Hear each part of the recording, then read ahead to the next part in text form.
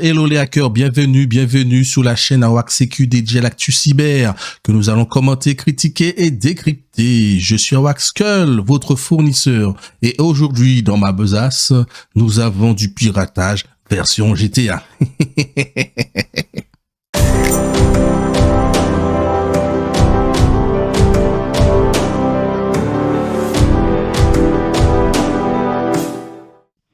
Allez, avant de parler de GTA qui sera notre plat de résistance, parlons de cette petite news que j'ai trouvée très intéressante au sujet de Lockbit et Starlink. Lockbit, c'est un syndicat du crime. C'est un groupe de cybercriminels, bien entendu. Pour ceux qui n'auraient jamais entendu parler d'eux, c'est eux qui se sont fait un peu connaître via les attaques des hôpitaux français, Corbeil-Essonnes, Versailles. J'ai commenté 2 petites news à ce sujet. Starlink, quant à elle, est une filiale de SpaceX, d'Elon Musk.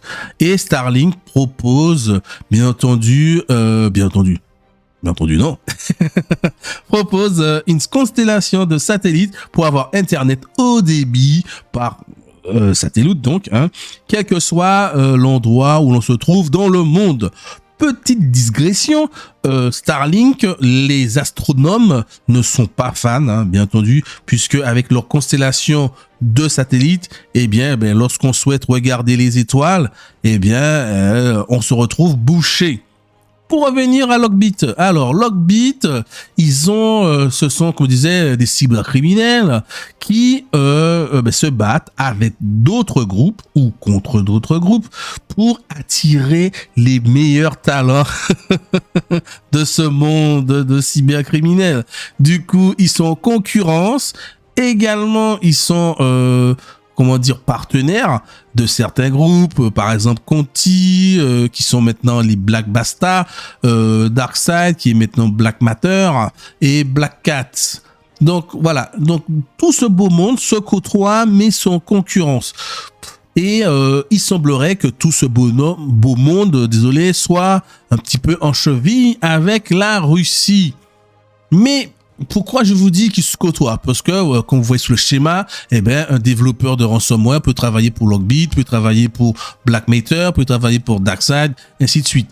Néanmoins, comme je vous l'ai dit, vu qu'ils sont en concurrence pour attirer les meilleurs talents, il se peut que potentiellement il y ait des fuites et leurs données se retrouvent dans la nature. Donc, pour protéger leur anonymat, tout ce beau monde cherche tous les moyens pour rester discret et secret. Et on le sait tous, on le sait tous, une information qui doit être secrète mais qui est connue par beaucoup de monde, le risque de fuite est important. Et pour ça, le boss de Lockbit a décidé d'utiliser plusieurs stratagèmes. Donc tout d'abord, il utilise des clés chiffrées, il utilise des passwords, des générateurs de passwords aléatoires, entre autres, mais aussi, étonnamment, il utilise les satellites de Starlink pour, entre guillemets, noyer son IP dans la masse. Alors, ce qui me paraît surprenant, c'est que Starlink on ne paie pas son abonnement en Bitcoin. Déjà, c'est assez cher. 50 € par mois et 450 € la parabole. Mais il a trouvé un moyen pour utiliser Starlink sans divulguer ses informations personnelles. Après, je pense que s'ils sont en cheville et en accointance avec la Russie, je crois pas que Starlink soit bloqué en Russie. Peut-être, je sais pas, j'ai pas trop regardé des news sur ça par rapport à la guerre en Ukraine et tout ça. Néanmoins, c'est bizarre puisque sur Starlink, il faut une carte de crédit ou un compte pour s'y connecter. Donc, je pense que voilà, ça doit être un compte russe, carte de crédit russe. Et je pense que le cybercriminel, le ponte de Lockbit, potentiellement, il est intouchable. Parce qu'en fait, c'est pas l'État américain qui va aller en Russie pour essayer d'aller le récupérer. Allez, parlons maintenant de notre plat de résistance. GTA Online, attention, piratage, oui. Et oui, après GTA Online, c'est une application, un logiciel comme tant d'autres. Alors GTA Online, pour ceux qui vivraient dans une grotte, c'est la version multijoueur du fameux jeu GTA V, bien entendu, avec encore plus de 2,5 millions de joueurs actifs par mois. C'est beaucoup pour un ancien jeu. GTA Online fait encore et toujours partie des jeux les plus populaires. Sur Steam comme sur console. Malheureusement, ce succès a un prix. Il arrive que le mode multijoueur de GTA V soit pris pour cible par des hackers. Et oui. Alors, qu'est-ce qui se passe sur GTA? Bien entendu, il s'agit d'une vulnérabilité de l'application du logiciel GTA Online et on parle d'une RCE, donc R pour remote, C code et E exécution, donc exécution de code à distance. Donc là, c'est vraiment du critique. Néanmoins, c'est bizarre parce qu'en fait, j'ai pas vu de numéro de CVE. Bon, ça soit creusé, hein.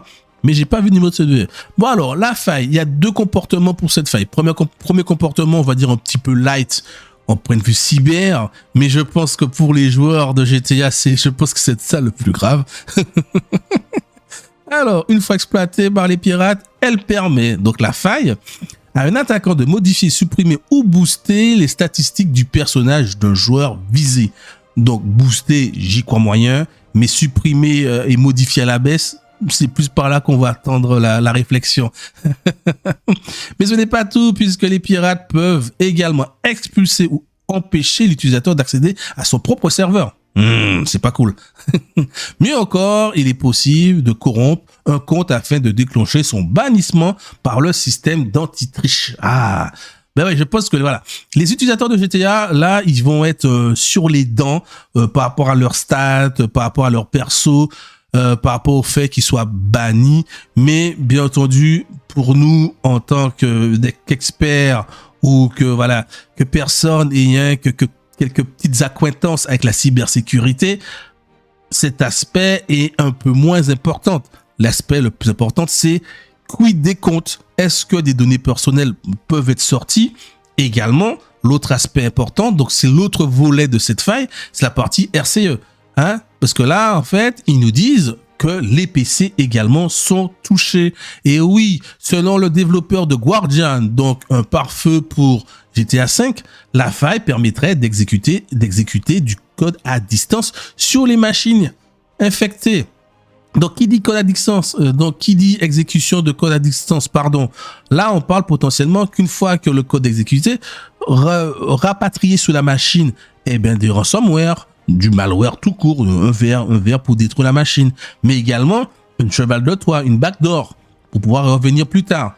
Mais aussi, le plus risqué, entre autres, c'est se servir de cette machine comme machine de rebond pour aller explorer le réseau et pouvoir trouver potentiellement d'autres machines vulnérables et extraire des données très importantes. Mettre par exemple un keylogger pour pouvoir récupérer logins et mots de passe de d'autres comptes et potentiellement et surtout des comptes, on va dire, intéressants, des comptes en banque, si l'aspect on va dire authentification via clic dans le navigateur n'est pas activé, ou si le double facteur n'est pas activé. Également, aller visualiser les données, récupérer les comptes des impôts, les comptes qui peuvent accéder à des cartes d'identité, ainsi de suite. Voilà. C'est là le plus grave. Le plus grave, c'est pas que les comptes soient les comptes de GTA Online pur et dur, les stats soient un peu gâchés, supprimés. Non, le plus grave, c'est cet aspect que on peut s'introduire dans le réseau de l'utilisateur final. Mais donc la solution qui va être donnée à ça, donc c'est en attendant que Rockstar fasse une correction, ça va prendre du temps. L'une des solutions serait de ne plus jouer, de ne plus lancer GTA Online. Mais là, pour les plus accros, ça va être compliqué de ne plus lancer GTA Online. Ou l'autre solution de contournement, mais forcément qui dit contournement dit solution pas vraiment fiable, serait d'utiliser la solution que propose Test 2, rendez-vous dans mes documents, supprimer le dossier Rockstar Games, changer le mot de passe, charger de nouveau GTA Online pour rafraîchir les données du compte. Bon, c'est une solution mais forcément pas viable et pas stable. Et comme je vous disais, donc Rockstar Games est au courant, mais ça risque de prendre du temps, il semblerait, pour que un correctif soit donné. Pourquoi? Il n'y a pas de pourquoi, mais selon un petit peu les cas similaires, il semblerait qu'il y ait eu une faille qui a affecté le code multijoueur de Dark Souls et Bandai Namco a mis 6 mois pour trouver une solution. Peut-être que les développeurs de Rockstar soient plus doués, je sais pas, mais ils ont mis 6 mois. Et également, il y a eu les serveurs d'Elden Ring qui ont été attaqués par un ransomware. Voilà. Donc, pour l'instant, c'est une affaire à suivre, comme toujours, je dirais. Et là, on attend que Rockstar mette en place une solution une solution de contournement. Non, une vraie solution pour pallier et pour corriger cette vulnérabilité.